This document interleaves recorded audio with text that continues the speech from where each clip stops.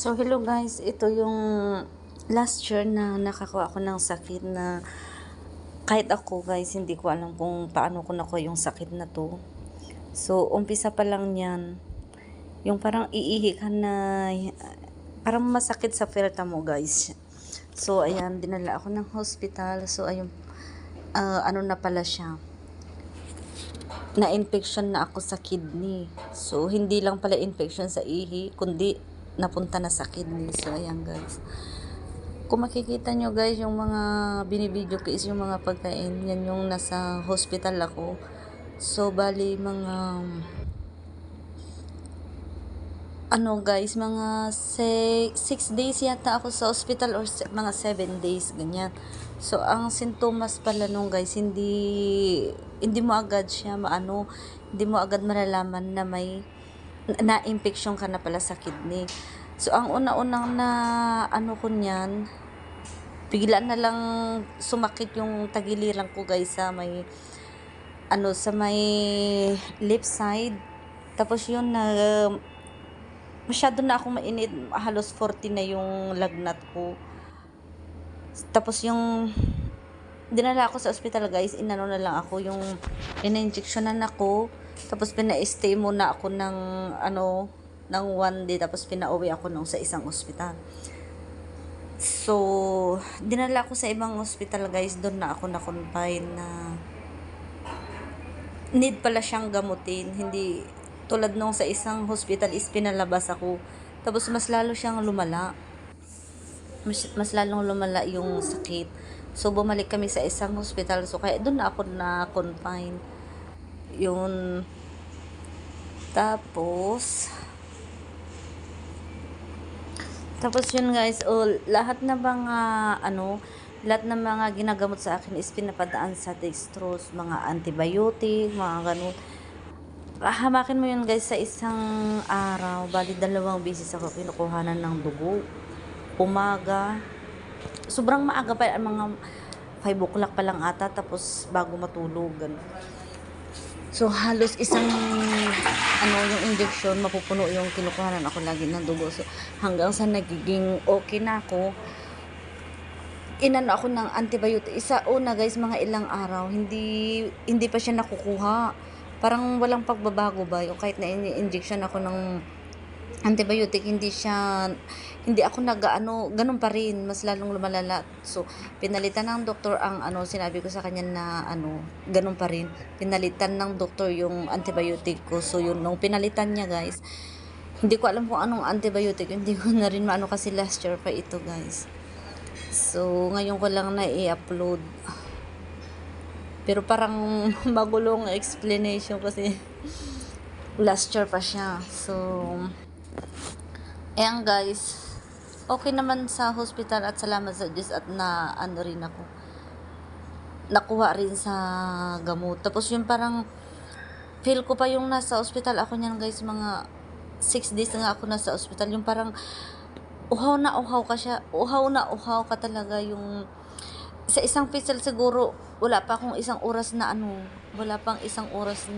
maiinom ko yun, parang uhaw na uhaw ako. Tapos yun, pero sabi ng doktor okay lang din daw kasi, tapos ihi mo na siya ng iihi. So, okay naman guys yung mga nila dito, serbisyo sa Mediterranean, Cyprus.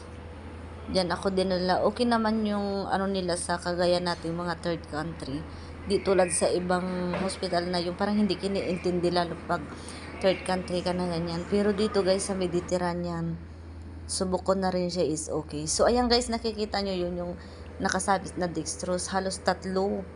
Hanggang sa naging okay na ako. Isa na lang, 2, 3 umpisa, tapos nagiging 2 na lang hanggang sa nagiging okay na ako. So, salamat guys sa lahat ng prayers nyo na gumaling ako agad. Sa mga friend ko na pumunta din po, thank you so much. So, nakakakain naman ako niyan. So, ayan nga guys, so, inadiscount na saan niya, gilid ng tinapay. So, at saka masarap din naman yung mga pagkain nila, ganyan. Halos lahat ng maibideo ko guys, pasensya na kasi lahat ng pagkain Kasi wala naman akong video, tsaka hindi ako lumalabas ng room guys. Mag-isa lang. Swerte ko din guys kasi mag-isa lang ako sa isang room. So wala akong kasama. Unless dun sa isang room ganyan na 3 kayo or 2 kayo. Swerte ko pa rin guys kasi mag-isa lang ako sa isang room. Andyan na lahat, yung toilet sa loob, yung hindi ka nalalabas para magto-toilet pa sa labas. So guys, nakakatakot kaya. So, okay rin. Tapos may ano ka rin, kung kailangan mo ng nurse, may parang cellphone lang din. I mean, yung parang alarm, hindi ko alam kung anong tawag dyan guys. Yun, pipindutin mo lang siya. Andyan nakikita niyo naman guys sa video. Nagtatawag ka lang ng nurse. Madali lang naman silang matawag. So, yun lang po guys. Kung hindi nyo po naintindihan or hindi po masyadong maliwanag yung aking pagkwento is message nyo na lang po ako. Thank you guys for watching. Sana po tuloy nyo po akong i-subscribe. Irene Castro guys. Thank you so much. Munti ko na po kung nakalimutan guys pala.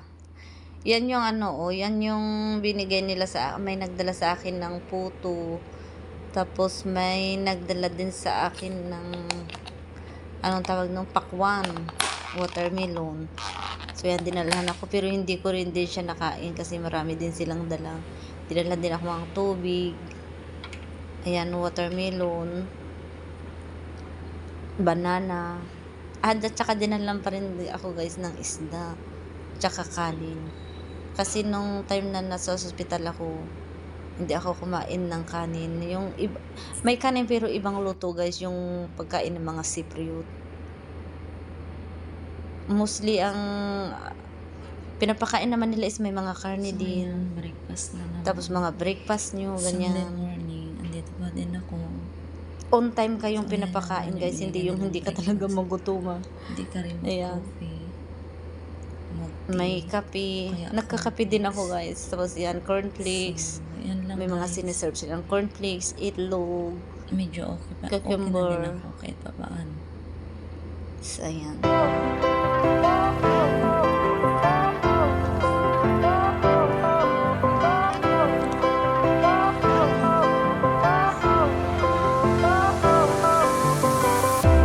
Fire went out, lights went down. When you feel lost in your shadow, don't feel alone, don't scream so loud. We are living in this cruel world.